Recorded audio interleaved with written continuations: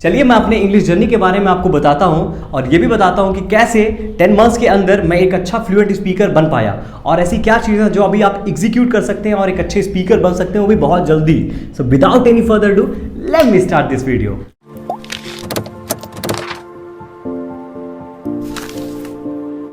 एक बात 2019 की है जब मैं कॉलेज परस्यू कर रहा था क्योंकि बहुत सारा टाइम था मेरे पास। So I start checking out YouTube Instagram for English but that didn't work out for me. तो फिर मैंने एक कोचिंग ज्वाइन किया, I want say the name of that coaching, और उसके बाद for the 3 months I was quite consistent. मैं consistently उसको परस्यू कर रहा था और there I have learn a lot of things and the most important thing is to break out the hesitation. क्योंकि जो मेरे अंदर एक अननोन सा फियर था, क्योंकि आई was getting the stage and I am the man who is quite fascinated for the stage and all. तो जब भी मुझे मिलता था मैं तुरंत जाता था और इंग्लिश बोलता था। इस वजह से मैं जो हेजिटेशन थी मेरे अंदर वो टूटी, मतलब वो निकल गई और फिर मैं एक अच्छा स्पीकर बन पाया। लेकिन मुझे इंग्लिश नहीं आती थी, टू बी फ्रैंकली स्पीकिंग।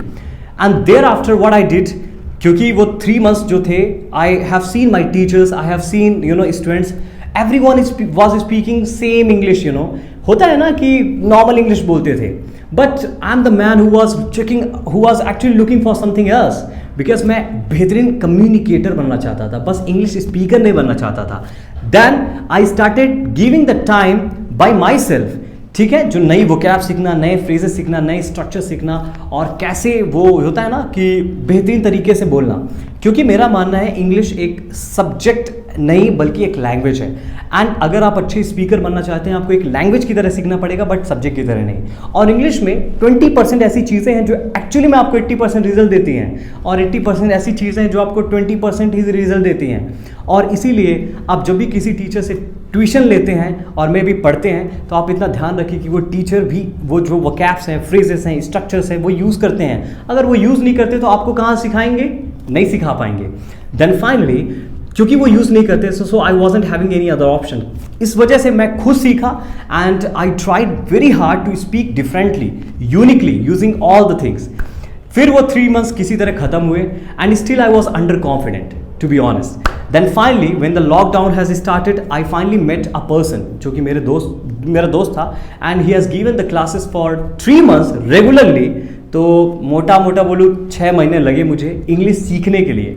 और जो दोस्त ने मुझे इंग्लिश सिखाई वो एक्चुअली में इंग्लिश सिखाई, पर्टिकुलरली सभी ग्रामर के स्ट्रक्चर सिखाया और मुझे उससे एक कॉन्फिडेंस आया मेरे अंदर and then I became a very confident speaker.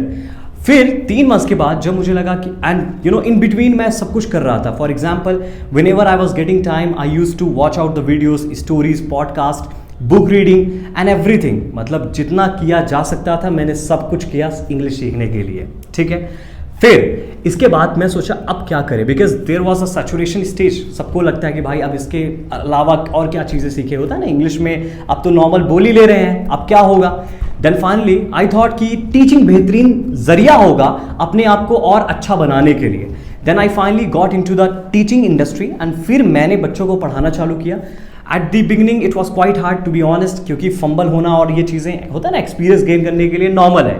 But by doing so and gradually उस चीज़ को परसीव करने के बाद मैं, होता है ना, आपके अंदर एक एक्सपर्टीज़ आने लगती है, आप अच्छे हो जाते हैं उसमें। And then finally I believe कि मैं एक अच्छा टीचर बन सकता था और जिस वजह से मैं पढ़ाना चालू किया। और क्योंकि मुझे एक्सपीरियंस भी चाहिए था, मैंने अच्छी like the way I have been taught by others, मैंने अपने बच्चों को भी उसी तरह पढ़ाया, जिस वजह से काफ़ी अच्छे रिजल्ट्स आए। And then finally I made up my mind that I am gonna make my career into this. Then फिर कॉन्टेंट्स की जो बात आई, like social medias, then I started uploading the videos. It was very tough for me because starting में क्या होता है जब आप कैमरा फेस करते हैं ना तो वो चीज़ अंदर नहीं आती है and still I was having that hesitation. So in the beginning fumble होना नॉर्मल है, बार बार कट लगाने पड़ते थे तो वो काफ़ी बोरिंग एंड टायरसम प्रोसेस था। बट बाई डूइंग सो एक बार होता है ना कि फिर वो चीज़ आने लगती है और इस तरह मैं एक अच्छा स्पीकर बन पाया। और क्योंकि टीचिंग एक बेहतरीन जरिया होता है किसी चीज़ को प्रैक्टिकली सीखना और किसी को सिखाना भी, तो इस तरह ये मेरा पूरा लाइक जर्नी रहा। और इस दौरान काफ़ी सारे डीमोटिवेशन आए, because in between I have used so many applications from the Google play store और काफ़ी सारे लोगों से मिला और अच्छी अच्छी बातें की, बट होता है ना कि कोई अच्छा स्पीकर आपको मिल जाता है तो आप डीमोटिवेट हो जाते हैं, और ये सब नॉर्मल है, ठीक है। But still I didn't give up, क्योंकि मेरे जो रोज़ाना एफर्ट्स थे और जो नई नई चीज़ें मैं सीखता था, and I was the man who was implementing all those things every day, तो मैं अपने गोल्स को, अपनी चीज़ों को ट्रैक भी करता था। ऐसा नहीं कि मुझे सीखना है बस सीखना है। तो अभी आप क्या कर सकते हैं, अगर आप इंग्लिश सीख रहे हैं तो अपने आप को ट्रैक करें, जो आप सीख रहे हैं उसको एग्जीक्यूट कर रहे हैं कि नहीं कर रहे हैं, क्योंकि इंग्लिश में जो आप पढ़ रहे हैं अगर उसको आप इंप्लीमेंट नहीं कर रहे हैं कोई मतलब नहीं होगा।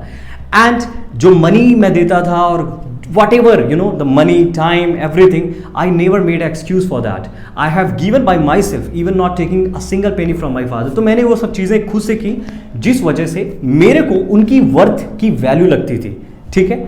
और सबसे मोस्ट इंपॉर्टेंट जो चीज़ थी, I have never waited for someone who will motivate me. It was always me who has, you know, taught me. मैंने ही अपने आप को सिखाया, विकास अगर तेरे को इंग्लिश में बात करनी है, ये चीज़ करनी है तो तेरे को ये सब चीज़ें करनी पड़ेंगी, और मैंने किया। So this is how I, you know, I have learned the art of speaking, क्योंकि इंग्लिश तो फिर भी ईजी होता है बट कम्युनिकेशन हार्ड होता है। एग्जैक्टली तो अगर आप अभी एफर्ट्स डाल रहे हैं, 2-3 चीज़ों पर थॉट दीजिएगा। पहला, कंसिस्टेंसी। सेकंड, कुछ नया सीखते रहिए इंग्लिश में ही। थर्ड, उनको इम्प्लीमेंट कीजिए। अगर ये चीज़ें कहीं भी रुकी तो आप अच्छे स्पीकर नहीं बन पाएंगे, क्योंकि इंग्लिश बस बोलने के लिए नहीं है, आपको अपने तरीके, अपने कल्चर को, अपने ये होता है ना, एक इमोशन होता है, आप उससे कनेक्ट हो जाते हैं। सो आई होप कि मैंने जो चीज़ें आपको बताई वो आप इम्प्लीमेंट करेंगे। लेकिन ये सभी, I mean of course it sounds easier, but ऐसा चीज़ होता नहीं है ना। It is always tough for me, and आपके लिए भी ये टफ होगा, बट क्योंकि इंग्लिश सीखना एक ज़रूरी है, ऑप्शन नहीं है, तो आपको ये सब चीज़ें करनी पड़ेंगी। And I hope you got something new from this video. If so, please hit the like button and subscribe this channel for the more content so that I could help you with your communication skills, and I'm gonna catch you in the next video. Till then, keep smiling and keep working. Bye.